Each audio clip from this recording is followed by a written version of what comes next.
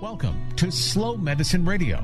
Our host is integrative medicine Dr. Michael Finkelstein. Michael offers medical advice from a holistic paradigm, including both medical and metaphysical philosophies from the full spectrum of human experience. Slow Medicine Radio offers fresh ideas on how to attain a state of wellness that seems distant given the limitations of today's medical paradigm. It introduces you to thought leaders who connect the dots between theory and practice, examining health from a broad perspective with regards to medical diagnoses, conventional and alternative therapies, healthcare policy, and related topics that warrant further thought and discussion. Slow Medicine Radio does not prescribe to take this or do that. Instead, it offers an open-minded, intelligent, and practical approach to living, resulting in greater health individually and collectively. Here is Dr. Michael Finkelstein, the founder of Sunraven, the home of slow medicine in Bedford, New York. Well, welcome to Slow Medicine Radio. I'm your host, Dr. Michael Finkelstein, and we're here on WVOX 1460 on your AM dial and WVOX.com every Monday at 5 o'clock Eastern. And the idea behind this program is to share with you insights on how you can take charge of your health, take your health to another level, and deal with those things that many of us have to deal with, and that conventional medicine often doesn't really take us the full distance. As a physician, I know how much we know and how often it is great what we can provide, but then there's this gap between that and what brings people to their highest state. One of the conditions that I find is most challenging for people is cancer, and whether or not people who have cancer now, or many of us are just concerned that we could get cancer in the future. It's so common, and it's very scary. And the conventional medical approach has advanced tremendously, but as I said, often falls short of helping people as much as possible. So that's where people like my guest today, Dr. Kelly Turner, come in. There are ways of studying how people do really well with cancer and compare them to those who maybe don't fare as well. And she's written a remarkable book, which is a New York Times bestseller, called Radical Remission: Surviving Cancer Against All Odds, the 9 key factors that can make a real difference. And I would say, having spoken to her before, her insights and her research in particular are very valuable for all of us to hear, because not only can they help us deal with a condition like cancer if we have it, but I actually think they're really great for prevention. Dr. Turner is a researcher and psychotherapist. She did a research project, which I'd like her to describe, when she was in California getting her Ph.D., about people who survived and did better than average, maybe had remarkable remission from cancer, if not cure, and what they did. So, Dr. Turner, Kelly, welcome to Slow Medicine Radio.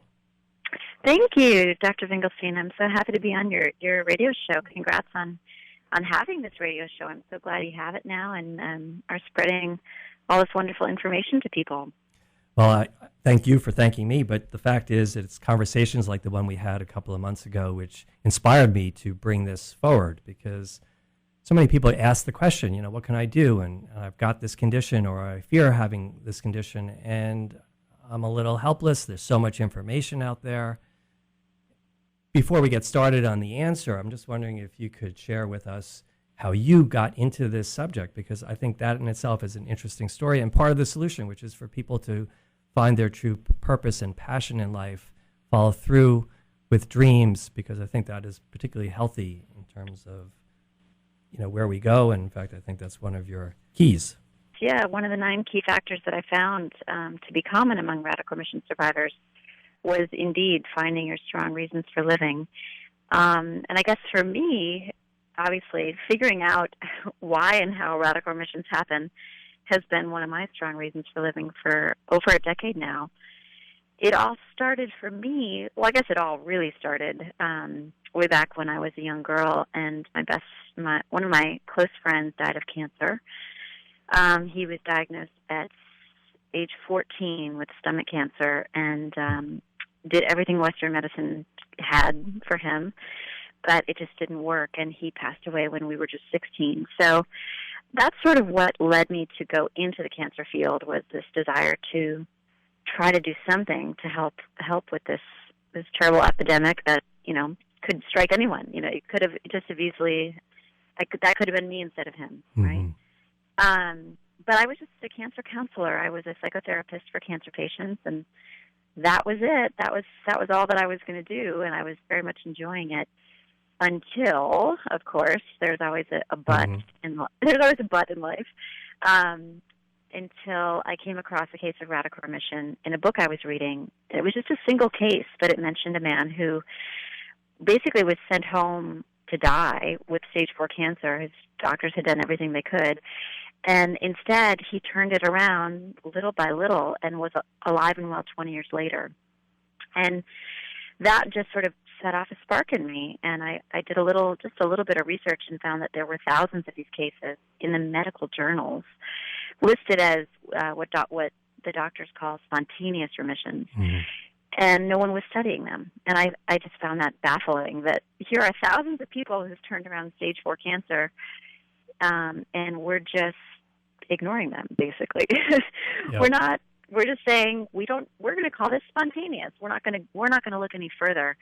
And I guess just call it my tenacious personality. I never accept answers too easily, especially if they aren't satisfying. So I appreciate that, because where would we be if there weren't people who went beyond the conventional limits to inquiry and to the pursuit of more understanding? And so, thank you.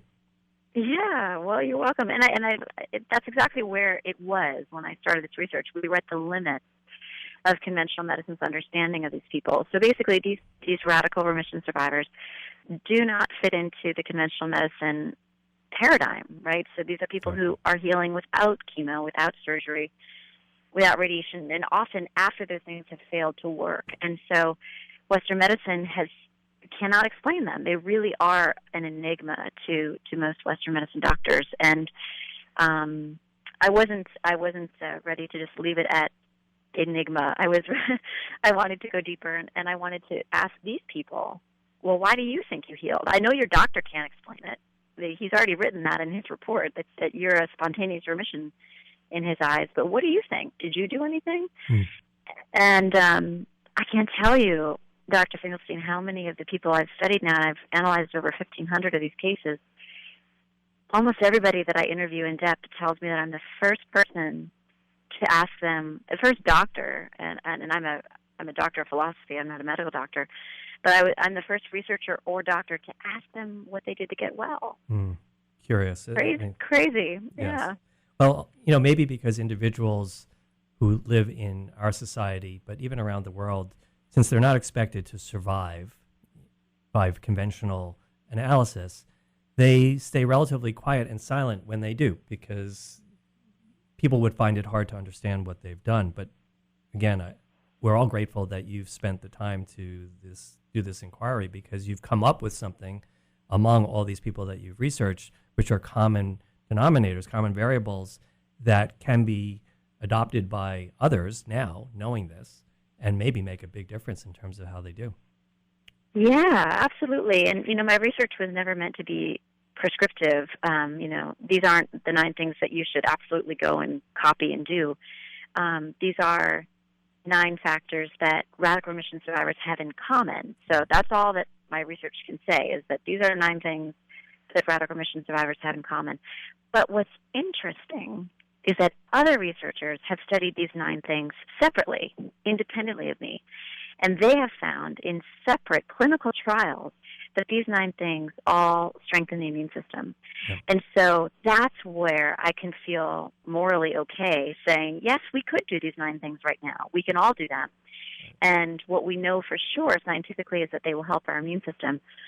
What we can conjecture based on my research is that they might help our immune systems so much that we can reverse cancer. At least that seems to be the case with radical remission survivors. Right.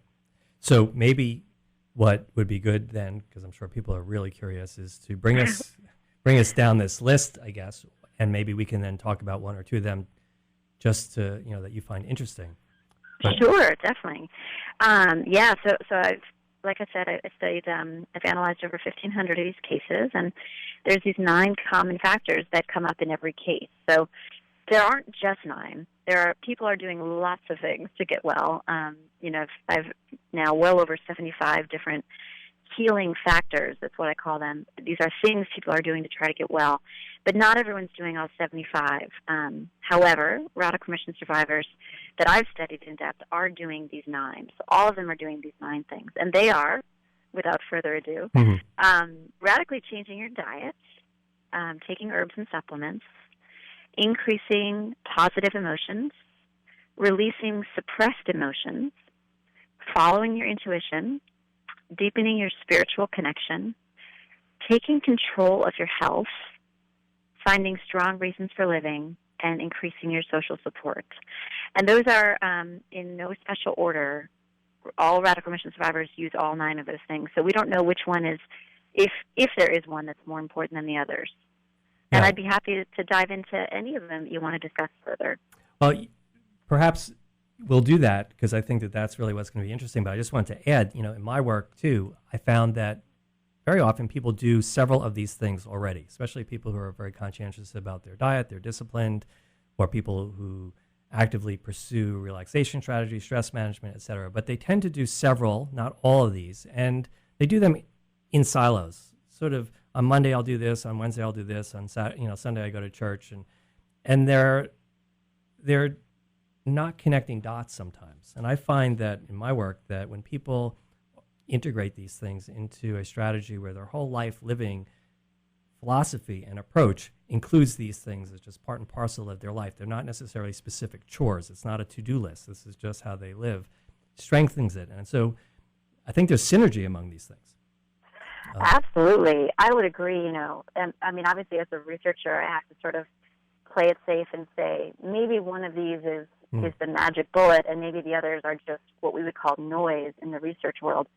But certainly, according to people that I interviewed, which included not just the radical remission survivors, but the healers, the alternative and integrative healers that they went to see, they would all agree 100% with what you just said, which is that these things, they cannot become chores. They cannot become to-dos. They need to become something that you embrace fully and enjoy, right? So if you're bitter and resentful about chopping up those leafy green vegetables every day, then you may be checking off the diet list, but you're not working on the increasing positive emotions one, right? So they all need to go hand in hand. Right. So I think that word embrace and really assimilate, incorporate, integrate is such a valuable sort of subjective quality that envelops the person who does this.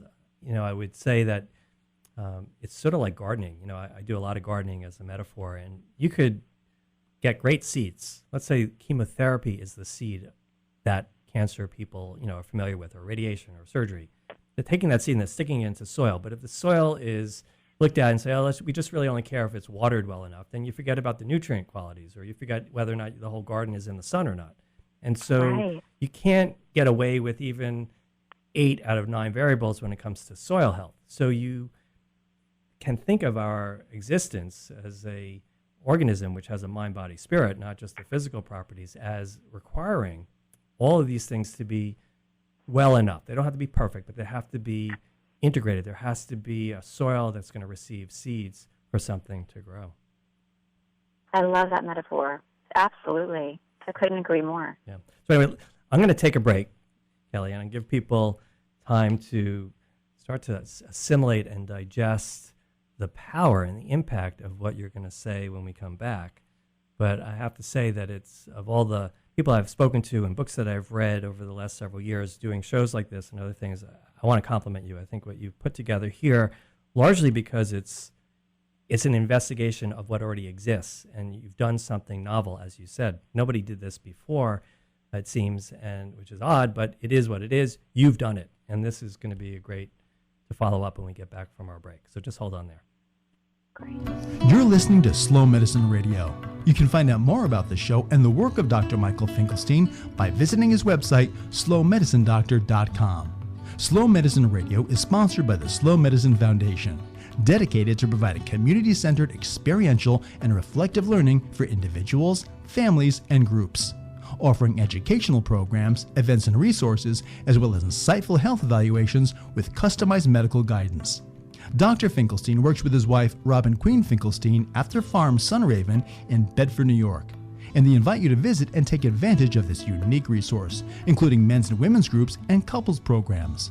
If you think about it, much of what we experience when we don't feel well is a result of the fast world and how it affects us. Therefore, if fast is the disease, then slow is the medicine.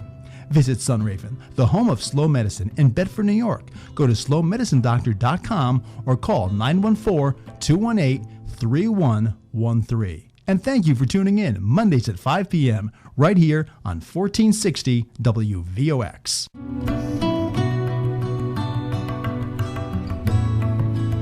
Welcome back to Slow Medicine Radio. I'm speaking with Dr. Kelly Turner, who wrote the book Radical Remission, Surviving Cancer Against All Odds, the 9 key factors that can make a real difference. And as we were talking about, just thinking of the gardening metaphor, you wouldn't think of putting your tomato seeds in the ground until you work the soil a little bit, or you might, but you're not going to have the expectation, the right to expect such great tomatoes. But if you want great tomatoes in life, these 9 key factors is something to pay attention to. So, Dr. Turner, I was wondering if you, because we won't have time to go through all of them, might just for today have a desire to get into one of them. Oh, I get to pick? Yeah, you get to pick. Oh, I get to pick. Well, why don't we talk about, oh gosh, you put me on the spot here. I'm sorry. I can't pick a favorite.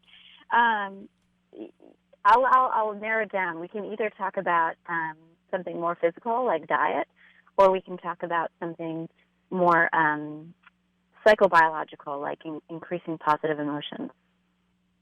Let's talk about the increasing positive emotions. I think that's a little less familiar to people in the sense of, like, how do you manage that? Diet is spoken about all the time, although I think your insights into it and an approach to food would be critical. I'll get you back to talk about that. But let's talk about the positive emotional state, which I think is relevant even to diet, because to me, when you're sitting with that plate full of perfect food, what's on your mind is as important as what's on your plate. So let's talk about the mind. Absolutely, absolutely. And it fits in so well with your slow medicine movement, which is, the medicine is about slowing down everything, right? Slowing down your mind, slowing down the pace of your life, your thoughts, but also, the kind of food you're eating, not eating fast food, right? So, so increasing positive emotions was one of the 9 common factors among radical remission survivors. And what that means is doing whatever it means for you to get into a more calm, peaceful, happy, joyful state. So it doesn't necessarily mean you have to, be laughing all day, right? So laughing to your Norman cousins and stuff. Many people think of that when I talk about this factor, but it's not just about laughter. It's about increasing your positive emotions so that you can get the circuitry running in your body in a way that activates your immune system. And what I mean by that is the most powerful pharmacist lives in the center of your brain. Yeah. Right?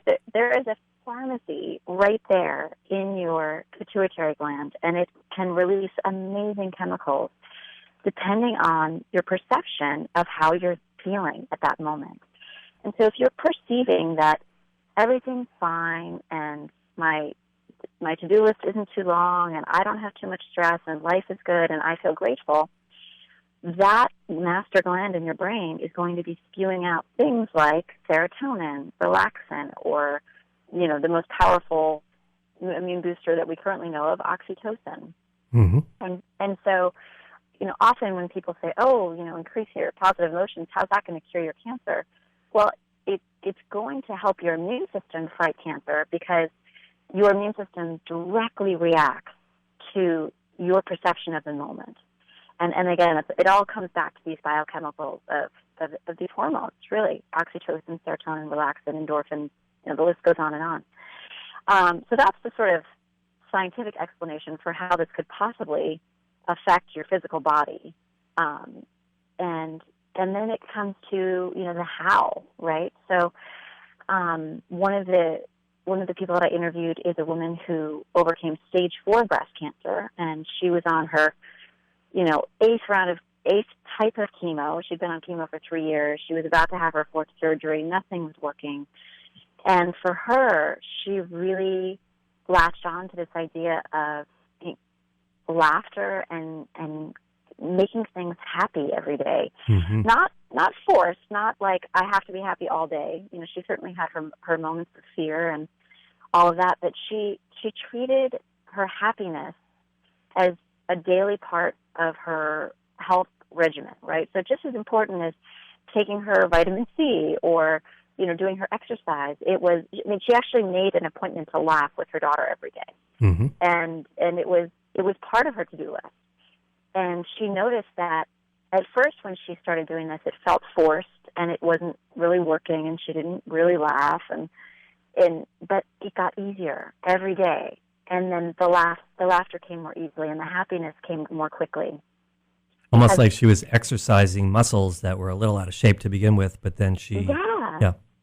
Exactly. She talks about it like a muscle. She's like, this laughter, happiness feeling, this circuitry that you kind of turn on like a light switch.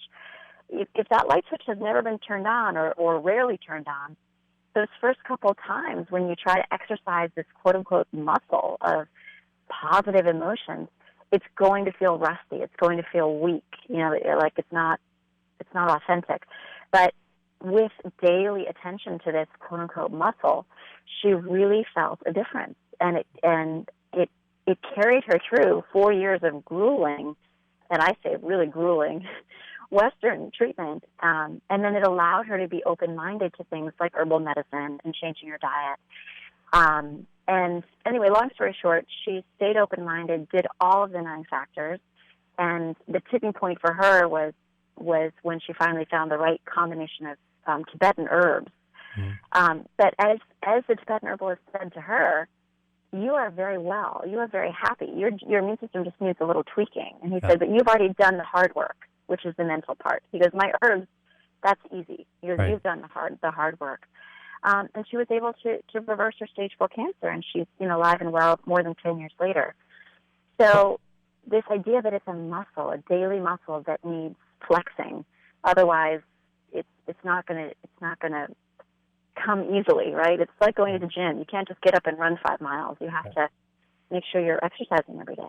So that's a key factor in itself, which is for people to be persistent enough to get over that initial hump, maybe some of the internal resistance that they feel, looking for results sooner than they getting a little demoralized in the process. It's just embracing this almost. And the reason I also like your book is because its framework, the context, and your story, your personal story about how you came about it, allows people to believe in it almost before they execute it, so that they have faith. And the faith allows them to muster up the energy, the discipline, to stick with it for enough time so that they can start integrating this and then getting it going. Because there's that hump. Everyone has to get over that initial hump, especially when it comes to changing patterns and habits, including the belief that you can't do this. And so what you described is 1,500 people, and that's at least, because there's probably many more that are just not well documented. Exactly. Who have had a remarkable story that you're now tying together and sharing and distilling some of the critical aspects of which can then be adopted by more and more people. How can people reach you? Obviously, they can get your book, Radical Remission, which I would highly recommend. It's endorsed by people like Chris Carr, Andrew Weil, Christiane Northrup. I mean, these are the figures of integrative and holistic medicine and life who have recently taught us to embrace a more holistic view and why and how to do that. So obviously you're in a good company of people who really believe in you, as I do. So how would people get more? Well, our website, radicalremission.com, is a great place to start. It's we're actually about to do a nice fancy upgrade of it, but at the meantime, what it is it's a place where people can report these radical remissions very quickly and easily. And you can also search through the cases that we've collected. So radicalremission.com is a great place to start. And then our Facebook page, our Radical Remission Facebook page, is a great place for everyone in the community to interact and share stories and all those wonderful things. Yeah, go ahead. No, please continue. I didn't mean to cut you off. Oh, no, that was it, basically. I mean, we have other things, like we have a Radical Remission online course now that you can find that on our website, and that's if people want to, like you said, get over that hump and bring these 9 factors into their daily life. But it's a growing field of research. It's a growing database, and every week I get more cases submitted to our website. So there are absolutely more than 1,500 of these cases out there, and the big problem is there's no way for them to be reported, in terms of cancer statistics. Right? These cases are not reported in the U.S. National Cancer Registry, unfortunately. So hopefully, our website is a small dent in that problem. Not only that, but I think what you're providing by connecting people that way is one of the key factors itself, which is the social support. Exactly. Often it's just sharing your story, and when people feel a little uncertain if they're doing the right thing, if they're going to get results, then they have all these other people who are there with them. And I know that's a great factor. Well, I wanted to thank you for being with us. It's a great story. Great to talk to you again. And I know we'll talk more. Wonderful. Yes, and I still need to make it up to your Sunraven Farm up in Bedford. Well, you can, and I'll tell you about what's coming up. In fact, this Sunday, if you feel like it, we have Slow Medicine Cafe, which is an open house for people to come and enjoy brunch with us, all the food from the farm. And we have a couples program next week for people who are in Westchester County area outside of New York City. We'd love for you, Kelly, to join us and visit. Of course, there are other times, there's other programs. We have Lisa Rankin, Toronto Low Dog, and Daphne Miller coming up this month on the radio, Mondays at 5 o'clock on Slow Medicine Radio. So thank you for all listening. Kelly Turner, thank you so much for being with us.